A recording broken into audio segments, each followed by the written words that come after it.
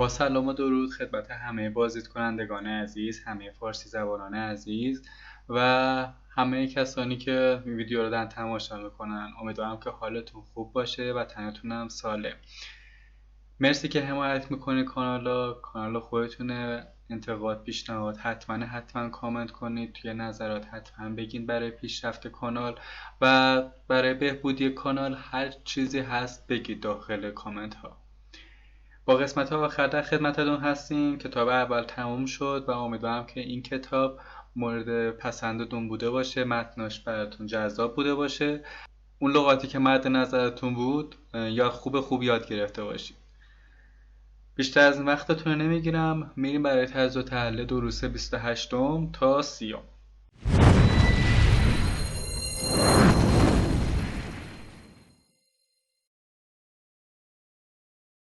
Band.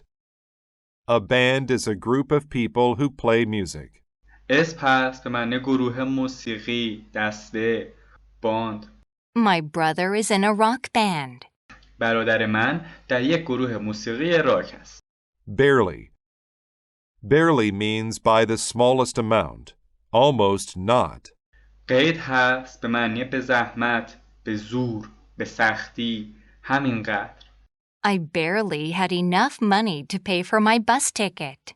من همینقدر داشتم که فقط پول بلیت اتوبوسم را پرداخت کنم. Boring. If something is boring, it is not fun. صفت هست به معنی خسته کننده، ملال‌آور، کسل کننده.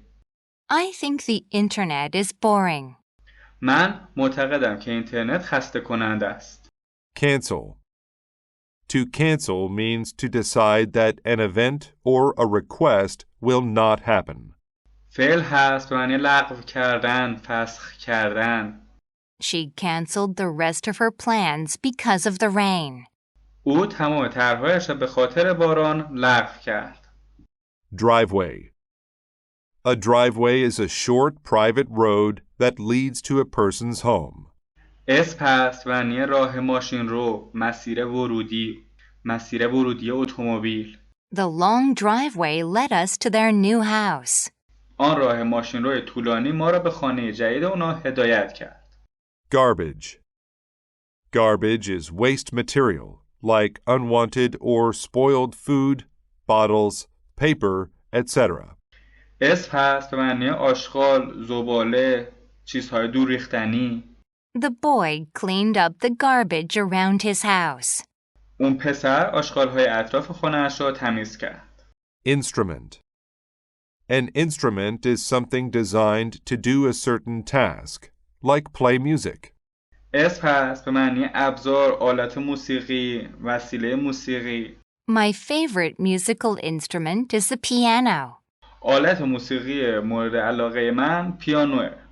List. A list is a record of information printed with an item on each line. اسم هست به معنی فهرست، لیست. My mom makes a list of groceries to buy. مادر من فهرست خاربار را برای خرید تهیه میکنه. Magic. Magic is the power to do impossible things.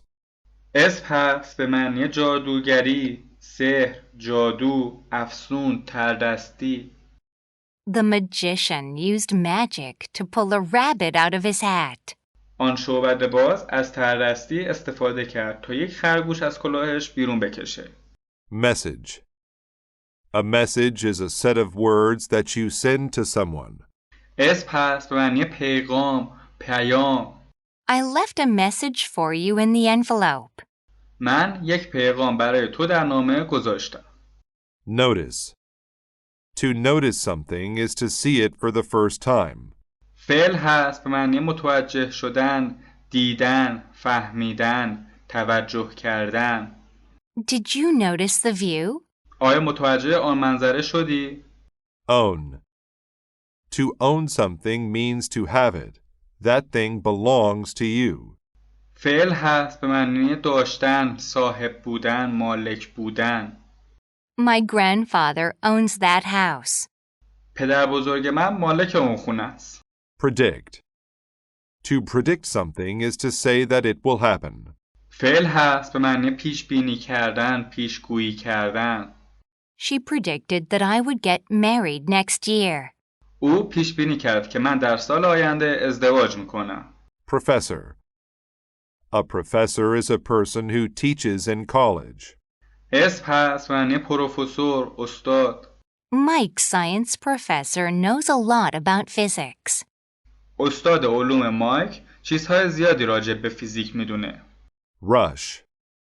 To rush is to go somewhere or do something very quickly. فعل هست به معنی عجله کردن، شتاب کردن، با عجله رفتن یا آمدن. Nancy rushed to finish her homework.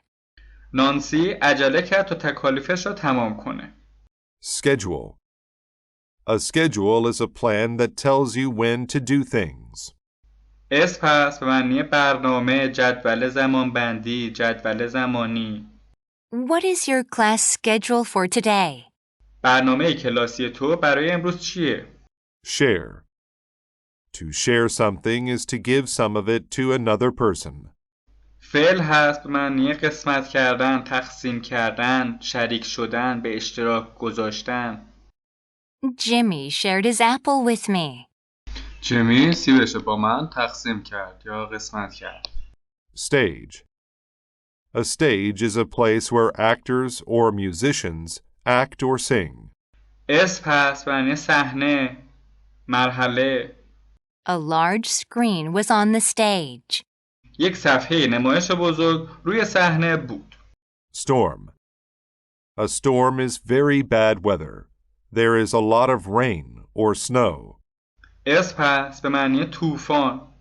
Did that storm wake you up last night? آیا طوفان شب گذشته تو را بیدار کرد؟ Within. You use within to say that something is inside another thing. حرف اضافه هست به معنی در مدت، در ظرف، در درون، در داخل. Within the box, there was a pizza. در داخل جعبه یک پیتزا وجود داشت. اینم از درس 28. بریم برای قسمت بعدی و ترجمه متن این بخش. The party. مهمانی. Cody's family moved to a new house. His dad got a new job as a professor. خانواده کودی به خانه جدیدی نقل مکان کردند. پدرش شغل جدیدی را به عنوان استاد دانشگاه پیدا کرده بود. Cody liked his new town, but he missed his grandparents. کودی شهر جدید را دوست داشت، اما دلش برای پدر بزرگ، مادر بزرگش تنگ شده بود. For his birthday, Cody wanted to have a party. His dad said, "Yes, we could even have a band play." کودی برای جشن تولد خود میخواست مهمونی بگیره. پدرش گفت بله، میتونیم حتی یک گروه موسیقی هم داشته باشیم. On the day of the party, Cody woke up and rushed to get ready. در روز مهمانی، کودی از خواب بیدار شد و با عجله رفت که حاضر بشه. He started to check his list of things to do. He was so excited. But then he noticed something terrible. شروع به بررسی فهرست کارهایی که باید انجام میداد کرد. او خیلی هیجان زده بود. بعد متوجه چیز وحشتناکی شد. There was snow on the ground, and lots of it. "Dad," he said, "how can the band play their instruments outside?" روی زمین برف نشسته بود. اون هم به مقدار زیاد. فریاد زد پدر، گروه موسیقی چطور میتونه بیرون سازهای خود را بنوازه؟ Dad said, "We'll move the stage inside." It barely fit within the garage because there were some boxes and garbage there. پدرش گفت ما صحنه را به داخل خانه منتقل میکنیم. به زحمت میشد اونها را داخل گاراژ جا داد. چون اونجا تعداد زیادی جعبه و آتشخال وجود داشت. But when they finished, they got a call from the band. They did not want to come in the storm. اما وقتی که کارشون تموم شد، از طرف گروه موسیقی تلفن شد. اونها در طوفان برفی دلشون نمیخواست بیان. Dad said, "Let's get someone to perform magic." But no one would come because of the snow. پدر گفت بیا کسی را پیدا کنیم که شعبده بازی انجام بده. اما هیچ کس به خاطر برف نیومد. Finally, Dad said, "Cody, there's too much snow. We need to cancel the party." سرانجام پدر گفت کودی برف خیلی زیاد اومده و مهمونی رو لغو کنی. Yes, sir, Cody said sadly. It's going to be a boring birthday, he predicted. کودی با اندوه گفت آره بابا. او پیش بینی کرد جشن تولدش کسل کننده خواهد شد. Cody wanted to share his birthday with someone. He wanted to be at his old home. He wanted to see his grandparents. کودی میخواست روز تولدش رو با کسی شریک بشه. میخواست در خونه قدیمیش باشه. میخواست پدر بزرگ مادر بزرگش رو ببینه. But then something got his attention. He noticed a car in the driveway. His grandparents owned a car like that. اما بعد چیزی توجهش را جلب کرد. اتومبیلی را در مسیر ماشین رو دید. پدر بزرگ مادر بزرگش اتومبیلی شبیه اون داشتند. Cody was right. His grandparents came for his birthday. Happy birthday, Cody. کودی درست حد زده بود. پدر بزرگ و مادر بزرگش برای جشن تولد او اومده بودند. تولدت مبارک کودی. We're sorry we are late, but there was so much snow, it made us go off schedule. We tried to leave a message to tell you. کودی متاسفیم که دیر کردیم. آخه برف خیلی زیاد بود و برنامه ما رو عقب انداخت. سعی کردیم برات پیغامی بفرستیم. Cody told them what happened. I'm sorry, said Grandpa. کودی برای اونا گفت که چه اتفاقی افتاده. پدر بزرگ گفت متاسفم. I was sad, Cody said, but I'm not anymore. I'm so happy to see you. Dad brought out something special for Cody's birthday. کودی گفت من ناراحت بودم اما حالا نیستم. خیلی خوشحالم که شما را میبینم. پدر کادوی تولد کودی را در آورد. It was his favorite, a sundae with whipped cream on top. آن چیز دلخواه کودی بود. یک بستنی میوه‌ای با خام روی اون. Then Cody told his grandparents about the new town. It was his best birthday ever. بعد کودی راجع به شهر جدیدش برای پدر بزرگ و مادر بزرگش تعریف کرد. اون بهترین جشن تولدش بود. بینندگان عزیز، اینم از داستان کودی و متن این بخش. بریم برای قسمت بعدی و درس 29. Burden. A burden is a serious or difficult responsibility. اسم هست به معنی سنگینی مشکلات و چیزهای دیگه. فشار، بار. Children who do not behave are a burden to their parents. بچه‌هایی که خوب رفتار نمی‌کنن باری بر دوش پدر و مادرشون هستند. Compromise. To compromise is to agree to something that is not exactly what you want. فعل هست به معنی مصالحه کردن، توافق کردن، به توافق رسیدن. We both compromised about the game we decided to play. ما هر دو در مورد بازی که تصمیم به انجام آن داشتیم توافق کردیم. Craft. To craft something is to make it using skill. فعل هست به معنی استادانه درست کردن، ماهرانه ساختن. She crafted the bookcase out of solid pine wood and then painted it. او از چوب کاج ماهرانه یک قفسه کتاب ساخت و سپس اون را رنگ کرد. Dive. When you dive into water, you go down head first into the water. فعل هست به معنی شیرجه زدن، شیرجه رفتن. I like skydiving from an airplane. من دوست دارم از هواپیما به آسمان شیرجه بزنم. Fragile. When people or things are fragile, they are not strong and can be damaged easily. صفت هست به معنی شکستنی، نازک، ضعیف، سست، متزلزل. Fragile glassware was carefully packed into boxes. آن ظروف شکستنی با دقت در جعبه‌هایی بسته‌بندی شده بودند. Half. If you cut something into two parts that are the same size, you cut it half. اسم هست به معنی نیم، نصف، نیمه، نصفه. The machine can divide the book in half. این دستگاه میتونه کتاب را نصف کنه. Innocence. Innocence is a lack of experience of difficult or complex things in life. اسم هست به معنی بیگناهی، معصومیت، پاکی، پاکدامنی. Everyone who met her found her innocence to be charming. هر کسی با او ملاقات میکرد از معصومیتش پی میبرد و شیفتش میشد. Lead.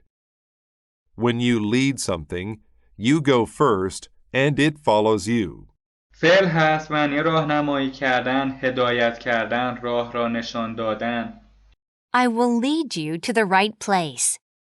من شما را به محل درست هدایت میکنم. Meeting.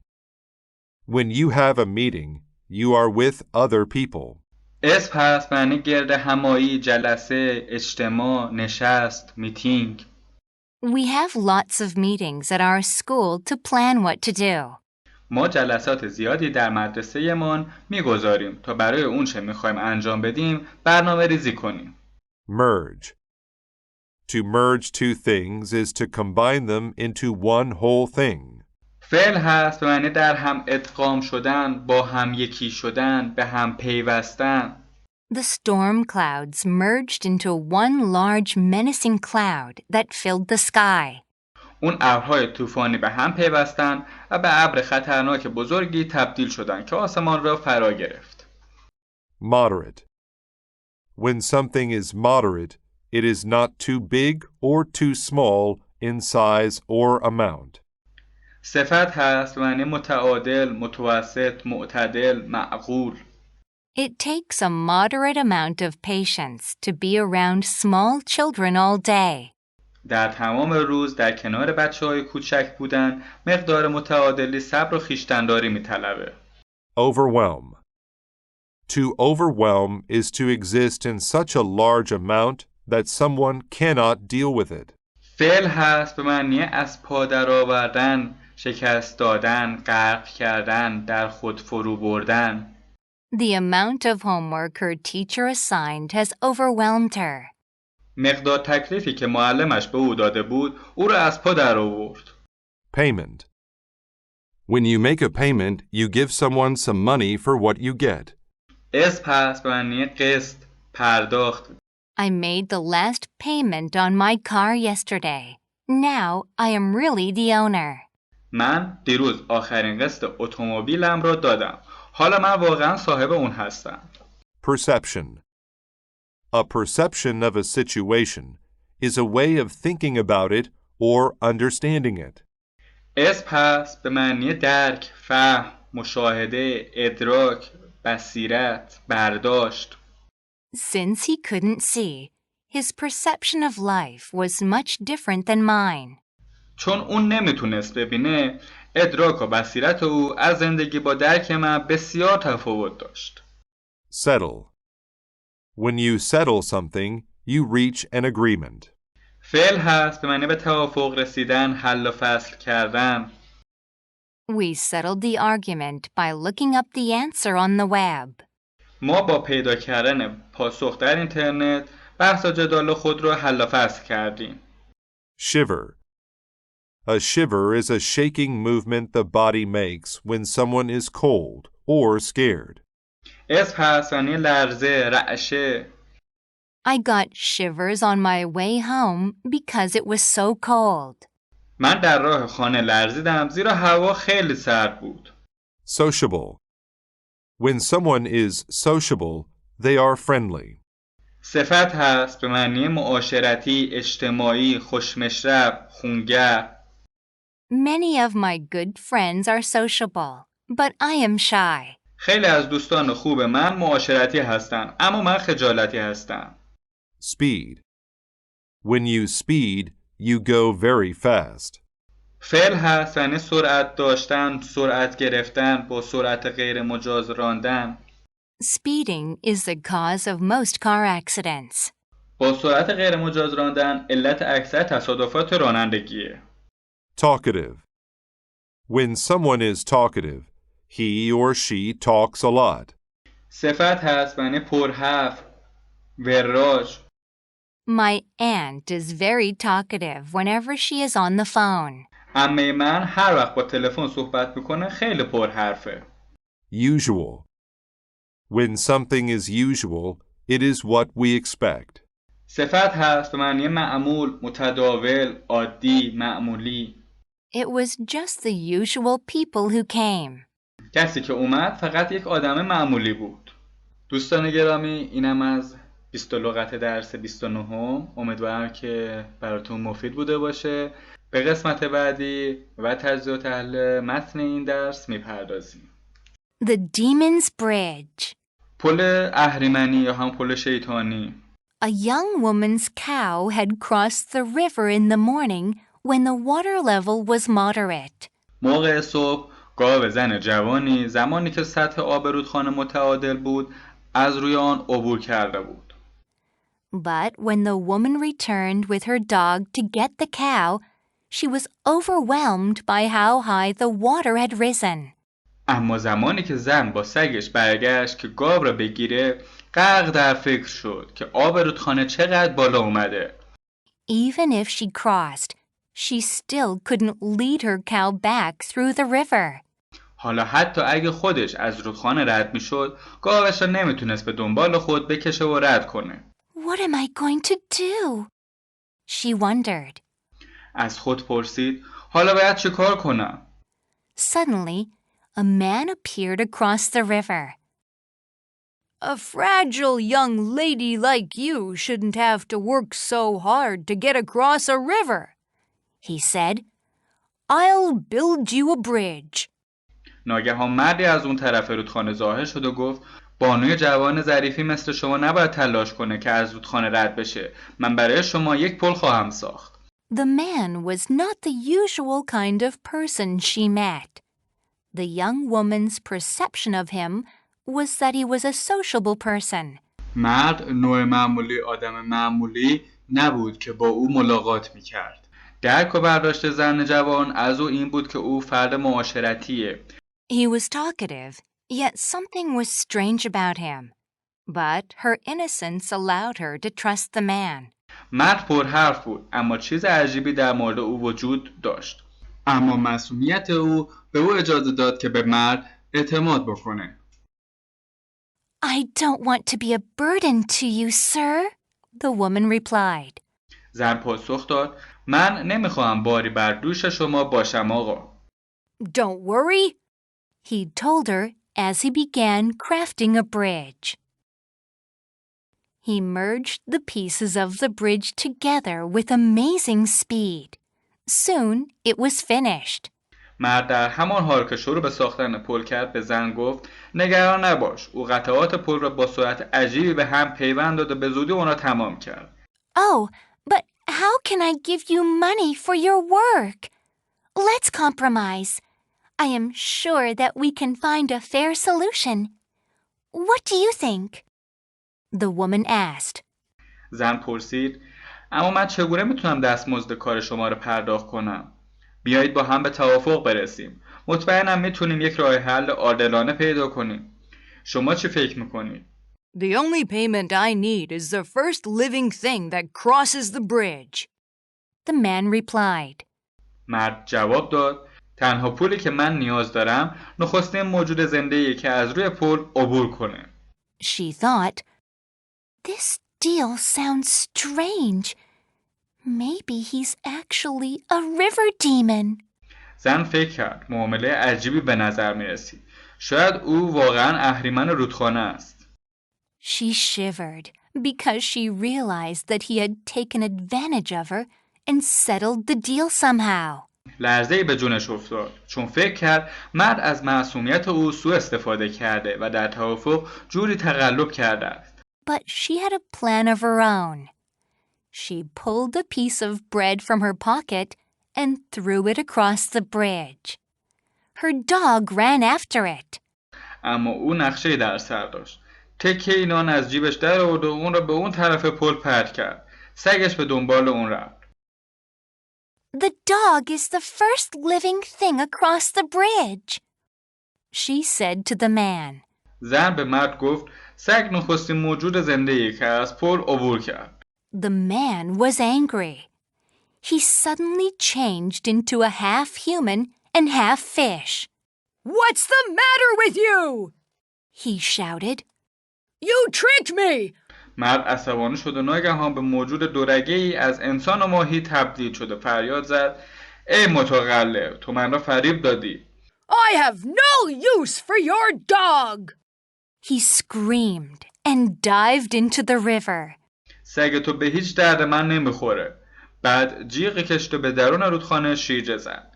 The woman sped across the bridge to the other side and had a happy meeting with her dog and cow. زن با قدم‌های سنگین به طرف دیگر پل رفت و با سگ و گاو خود با شادی پیوند مجددی برقرار کردند. دوستان گرامی، اینم از درس 29 و متنش و پل اهریمنی. امیدوارم که دوست داشته باشید این متن رو هم. به سراغ درس بعدی و درس آخر این مجموعه میریم. Above. If something is above, it is at a higher level than something else. حرف اضافه هست به معنی بالا، روی. He straightened the sign that was above the crowd. او پرچمی را که بالای سر جمعیت قرار داشت برافراشت. Ahead. If something is ahead of something else, it is in front of it. قید هست به معنی پیش، جلو. The blue car drove on ahead of us. آن ماشین آبی جلوی ما رانندگی میکرد. Amount. An amount is how much there is of something. اسم هست به معنی مقدار، مبلغ، جمع، سر جمع. Can I use my card to pay for the entire amount? میتونم از کارتم برای پرداخت تمام مقدار پول استفاده کنم؟ Belief. A belief is a strong feeling that something is correct or true. اسم هست به معنی باور، اعتقاد، ایمان، عقیده. A preacher or priest should have a strong belief in God. یک واعظ یا کشیش باید اعتقاد راسخی به خدا داشته باشه. Center. The center of something is the middle of it. اسم هست به معنی وسط، میان، مرکز. The center of a dartboard is the most important spot. مرکز تخته دارت مهمترین نقطه اونه. Common. If something is common, it happens often, or there is much of it. رایج، معمول، متداول، مرسوم، مشترک، عادی. It is common for snow to fall in the winter. بارش برف در زمستان امری عادیه. Cost. To cost is to require payment. فعل هست به معنی ارزش داشتن، قیمت داشتن، ارزیدن. These designer shoes cost more than the regular ones. این کفش‌های طراح بیش از کفش‌های معمولی او قیمت دارن. Demonstrate. To demonstrate something is to show how it is done. فعل هست به معنی نشان دادن، ارائه کردن. She demonstrated her plan to her coworkers. او طرحش را به همکارانش نشان داد. Different. Different describes someone or something that is not the same as others. صفت هست به معنی مختلف، متفاوت، گوناگون. Each of my sisters has a different hairstyle. هر کدام از خواهرهای من مدل مویی متفاوت از دیگری دارند. Evidence. Evidence is a fact or thing that you use to prove something. اسم هست به معنی مدرک، سند، دلیل، گواه. He used the pictures as evidence that UFOs are real. او از آن تصویر به عنوان مدرکی استفاده کرد که بشقاب پرنده‌ها واقعی هستند. Honesty. Honesty means the quality of being truthful or honest. اسم هست به معنی راستگویی، صداقت، درستی، شرافت. A courtroom should be a place of honesty. دادگاه باید مکان راستگویی صداقت باشه. Idiom. An idiom is a phrase with a meaning different from its words. اسم هست به معنی اصطلاح. The idiom, when pigs fly, means that something will never happen. اصطلاح وقتی خوک‌ها پرواز میکنن یعنی چیزی که هرگز اتفاق نخواهد افتاد. Independent. If something is independent, it is not controlled by something else. صفت هست به معنی مستقل، آزاد، بی‌نیاز.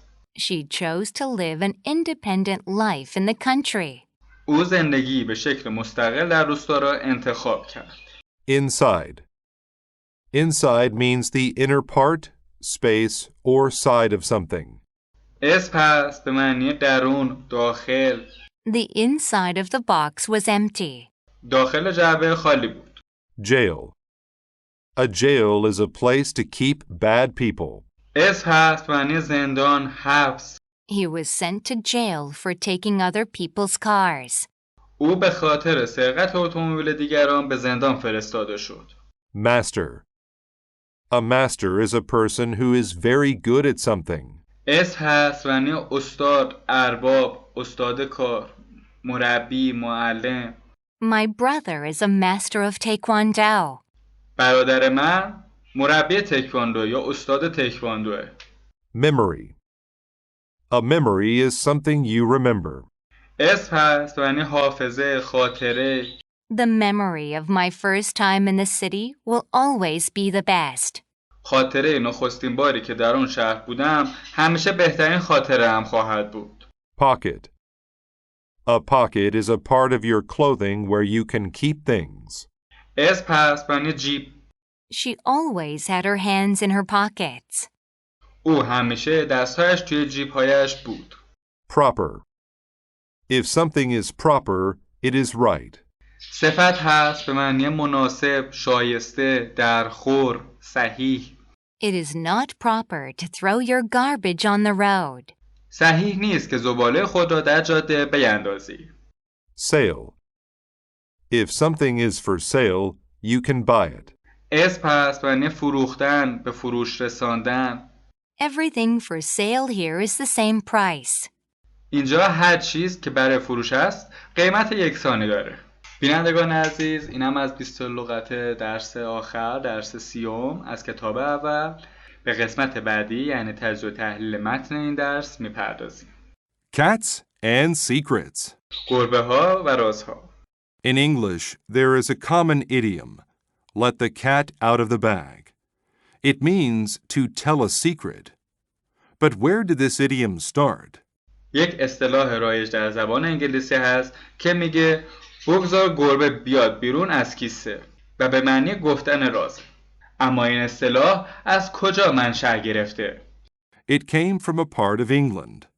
Long ago, people there went from town to town to sell things like vegetables, clothes, and pigs. این اصطلاح از ناحیه از انگلستان میاد. سالها پیش مردم این ناحیه از شهری به شهر دیگر میرفتند تا چیزهایی مثل سبزیجات، لباس و خوک‌های خود را بفروشند. They had strong beliefs about honesty. They didn't like lying. One day, a man went to the town's center to sell things. آنها به راستگویی ایمان قوی داشتند و دروغ گفتن را دوست نداشتند. یک روز یک مردی به مرکز این ناحیه رفت تا چیز بفروشه. I have a baby pig for sale. It won't cost much, he said. He held the animal above his head. او گفت من خوکچه‌ای برای فروش دارم. قیمت زیاد نیست. حیوان را بالای سرش نگه داشت. His style was different from honest people's style. He was a master of tricking people and lying. روش او با روش مردم صادق و شریف فرق داشت. او در فریب دادن مردم و دروغگویی استاد بود. A woman named Beth looked at his pig. He offered her the pig for 1 gold coin. زنی به نام بت خوک او را بررسی کرد. مرد برای خوک یک سکه طلا پیشنهاد داد. That was a very small amount. Beth gave him the coin. He put it in his pocket. He walked ahead of Beth to get the pig. مقدار خیلی کمی بود. بت سکه را داد. مرد سکه را توی جیبش گذاشت و جلوتر از بت حرکت کرد تا خوک را بگیره و به او بده. He gave her a closed bag and said, "Here's your pig." He then left very quickly. مرد کیسه سربسته ای را به بت داد و گفت بفرمایید این خوکتان و فوراً از اونجا رفت. Beth looked at the bag. It was moving. She opened it to let the pig out. A cat was inside. He tricked me. That isn't proper, she said. بت ظاهر کیسه را نگاه کرد و دید تکان میخوره. در کیسه را باز کرد تا خوک بیرون بیاد. گربه ای داخل اون بود. زن گفت مرد من را فریب داد. این کار صحیحی نیست. Later the man returned to trick more people. Beth saw him, and the memory of the cat came back. She told her friends. بعد مرد بازگشت تا مردم بیشتری را فریب بده. بت که او را دیده بود گربه به یادش اومد. او به دوستانش ماجرا را گفت. They stopped him, but no one knew what to do next. اونا مرد را گرفتن ولی هیچ کس نمیدونست حالا باید چی کار کنه. Someone said, "We need an independent and fair person to decide that." They went to the judge. Beth told him about the cat in the bag. کسی گفت ما به آدم عادل و مستقل نیاز داریم تصمیم بگیره. پیش قاضی رفتن. بت راجع به گربه توی کیسه به او گفت. The judge asked, "Is there evidence? Can you demonstrate how he did it?" قاضی پرسید آیا مدرکی وجود داره؟ میتونی نشان دهی او چگونه این کار کرد؟ "Look in his bag," said Beth. She opened it and let a cat out of the bag. They learned the man's secret and he went to jail. بت گفت کیسه‌اش را بررسی کنید. او کیسه را باز کرد و گذاشت گربه از درون اون بیرون بیاد. اونا به راز مرد پی بردن و او به زندان رفت. That's how the idiom, "let the cat out of the bag," came to mean to tell a secret. این حکایت بگذار گربه بیاد بیرون از کیسه بود که به معنی گفتن رازه. دوستان عزیز، اینم از این قسمت و اینم از درس آخر. امیدوارم که کتاب اول براتون خیلی خیلی خوب باشه و خیلی هم خوب یاد گرفته باشید و تا فردا شب فراموش نشه که حمایت کنید، کانال رو سابسکرایب کنید، به دوستاتون اعلام بفرمایید و تا فردا شب و کتاب دوم شما رو به خدا میسپارم. خدا نگهدارتون.